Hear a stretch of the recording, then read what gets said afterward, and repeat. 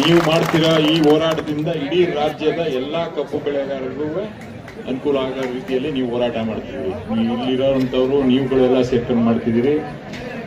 ಈಗ ಚುನಾವ್ ಅವ್ರು ಹೇಳ್ದಂಗೆ ಹೋದ್ ಸತಿನೂ ಡಿಸೆಂಬರ್ ಅಲ್ಲಿ ನಾವೆಲ್ಲ ಸೇರ್ಕೊಂಡು ಒಂದು ದೊಡ್ಡ ಮಟ್ಟದಲ್ಲಿ 20,000 ಜನ ಸೇರ್ಕೊಂಡು ಎಲ್ಲ ಹೋರಾಟ ಮಾಡಿದ್ವಿ. ಇದೇ ರೀತಿ ನಮ್ಮನ್ನೆಲ್ಲ ಕರೆಸಿ ವಿಧಾನಸೌಧದಲ್ಲಿ ಬೆಳಗಾಂದಲ್ಲಿ ಮಾತಾಡಿ ಏನಾದರೂ ಒಂದು ಇತ್ಯರ್ಥ ಮಾಡ್ತೀವಿ ಅಂತ ಹೇಳಿದ್ರು.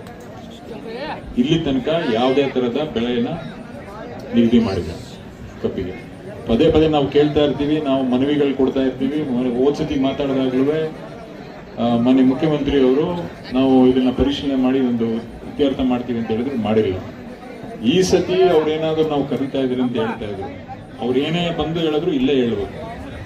ಯಾಕೆಂದ್ರೆ ಜನರ ನಿಮ್ಮಗಳ ಮಧ್ಯೆ ಈ ಒಂದು ಇತ್ಯರ್ಥ ಆಗಿರೋಂಥದ್ದು ನಿಮ್ಮನ್ನು ಬಿಟ್ಟು ಅಲ್ಲೋಗಿ ನಾವು ಬಾಗಿಲು ಮುಚ್ಕೊಂಡು ಅವ್ರ ಜೊತೆ ಮಾತಾಡೋದು ಬೇಕಾಗಿಲ್ಲ.